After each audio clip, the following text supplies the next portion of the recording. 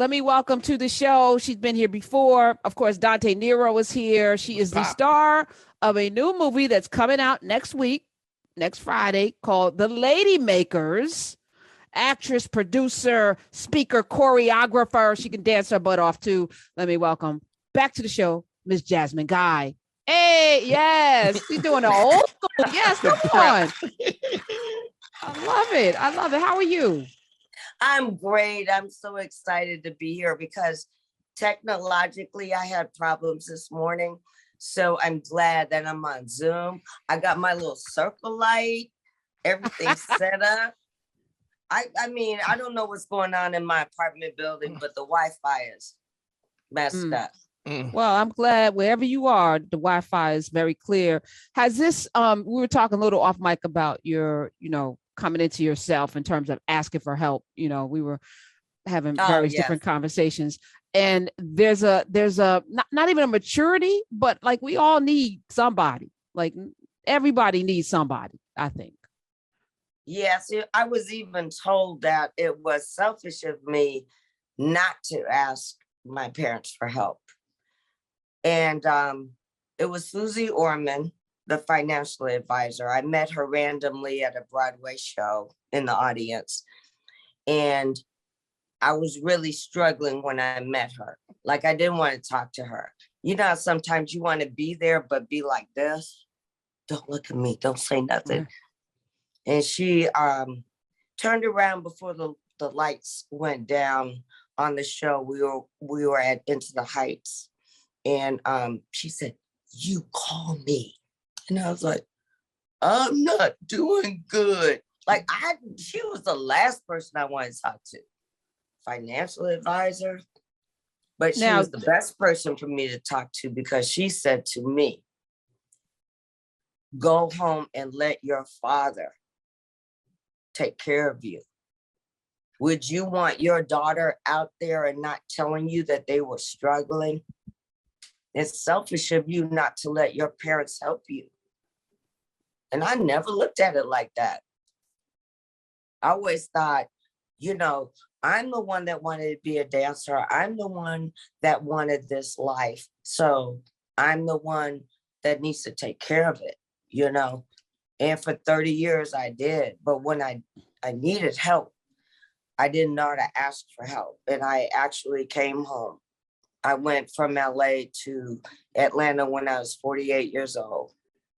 Are you kidding? I'm today years old just hearing this story. So Whitley Gilbert, all of that different world, money, everything, because because who tells us? They don't teach us this in school. So there's no shame. These things are not taught, and Black people don't talk about money.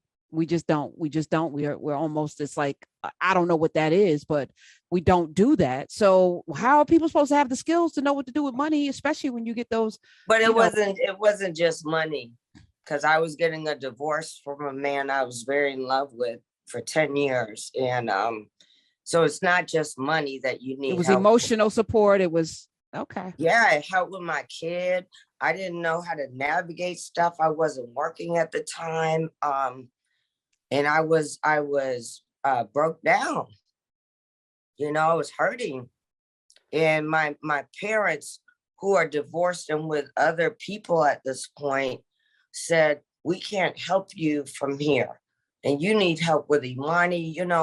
I had to keep my daughter in school and keep things going, even though I wasn't feeling up to it. And I think I learned a lot from that experience. I learned a lot about what's expected of me and what's realistic. I learned a lot about ego, where my ego lies, and the pride of it, the pride of having to move back home at that age. And instead of saying, "Oh, you're such a failure, you weren't able to hang on, you can't do this," I used to look up at the ceiling in my bedroom that I grew up in and say, "Thank you, God, for giving me a daddy that could still take care of me." Wow. I just want to thank you. I know there's someone listening right now who might be in a situation where it's really untenable and they do need to go home, but their pride won't let them. And to Yeah. hear Jasmine Guy talk so transparently and heartfelt uh, about this, I just want to say thank you. Somebody need to hear that today. First of all, a lot of my friends don't have parents anymore. So I'm one of the blessed ones that had parents for a very long time. My dad and my stepmother are still here, but my mom and my stepfather have passed. Sorry.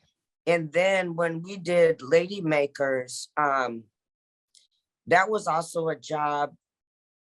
I don't want to say it came out of nowhere, because I feel it was blessed in the sense that it was supposed to be, but it didn't come the normal way.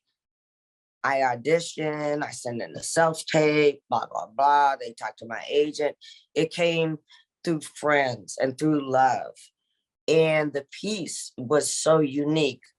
First of all, I have to say, I was like, well, let me read it first before we get all excited, because I do get a lot of scripts and weird things that come my way.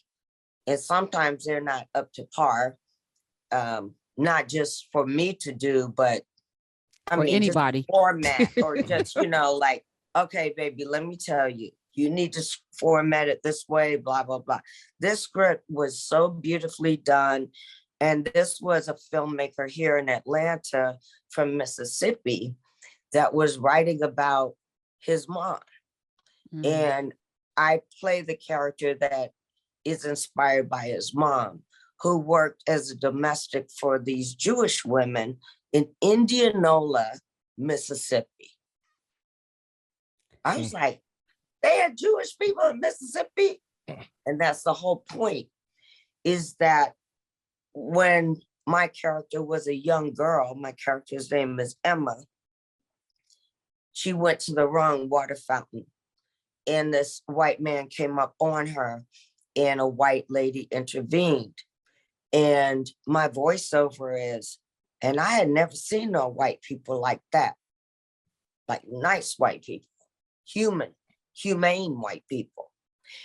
And then 20 years later, she worked for that family as a domestic. And that's where the movie takes place. This is a Tony Tite film. Yes. Tony Tite is the filmmaker, Lady Makers. There's I watched the trailer. Young girls they call them wayward. So I'm going to use the word. But they need some direction, right? These young girls that need some direction. How do they end up in your care? In the care of Emma?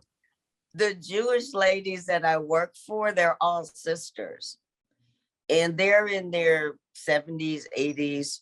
They decide before they die, they're going to pour all their knowledge into young women that need it. And they decide to make a deal with the detention center in Atlanta. So these girls were going to jail, the 3 girls in the movie.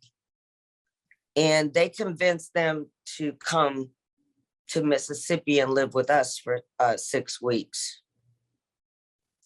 Ankle bracelets and all. Now, there's some tense scenes. There's a lot of sassing. The girls are sassy. They're tough. They have they take no aggression. Some aggression. Black girls. Not all black girls. Not all black girls. Some girl. I think. But these 3, yeah, 3 definitely, they are not feeling it. They don't understand this whole process. Why we living with these white ladies? What are you going to tell us? It's going to help us go back home, and I'm in the middle. And I was going to say nurture, but I intimidate them, but behind closed doors. Yes. I'm like, I know I don't say this in the movie, but them little hood rats aren't going to fuck up my situation here with my ladies. I don't know how else to say it. I know we're on radio and you can bleep it probably. No, we ain't bleeping nothing. This is Sirius XM. You can say that. You can say a lot of different things. You say anything, all of the words. I can say those words. You just said them. Yep. And it's Shit, live. but I thought you were Thank you, gonna bleep Smith. it. That's No, weird because but I nothing. didn't know that. I didn't know I could just let it fly. Well, let me set you free, my son. He's being sarcastic. Smith's Thank like, you you, just said it. Jasmine. We just talked hilarious. We were just talking about big dicks and bad acting just before you came in. So yeah, so there's it was a show. It. Yeah, you did. You know this. So it's all the Queen's men on BET Plus, horrible acting, but there's a lot of big dicks. So if you like that, then that'll be a great show. Okay. Yeah.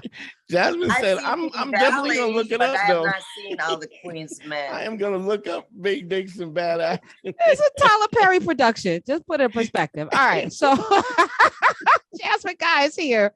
Jasmine Guy, she is in Lady Makers, which will be streaming and in theaters next week, which I'm glad is also streaming. Thank y'all for that. Because I don't feel comfortable going into the movie theaters. People are telling me Crawdads is out. I was like, I know I read the book, but I still can't be around y'all. Now it's monkeypox in New York, monkeypox outbreak. So if y'all show up next week, I'm not touching you. Somebody texted me and told me not to fuck no monkeys. I say, well, I usually go for dogs. I haven't been with a monkey yet. Not yet. I'll watch out. I don't know what you mean. It's the tail. It's the tail. It's the tail you got to watch out for. Oh my goodness, y'all are hilarious. Okay. So how are you COVIDing? Because I feel like we're still in it with the BA 0.5, 6, 7, 8, 9, 10. Oh, I still wear my mask. I'm still very COVID conscious. But I go to main cities like New York, Chicago, and LA, and everybody has had a different flavor. But Atlanta has been the most lax. Yes. Well, even during the strip clubs were still open. Oh yeah. During the height of the pandemic. So Houston's with no windows and everybody in there. I'm like, hello, is anybody watching the news? No, I think strip club wings give you immunity. I think I think it's something about the strip club that makes people protected. And the Caesar and the salad oil. with chicken. Caesar salad with chicken. That the vitamin B12 and the oil on the pole, I think gives them. I wanted to say something to Jasmine was talking about when you were talking about asking how to, being able to ask for help. And one of the things that we were talking about off air was your daughter and how your daughter asks for help.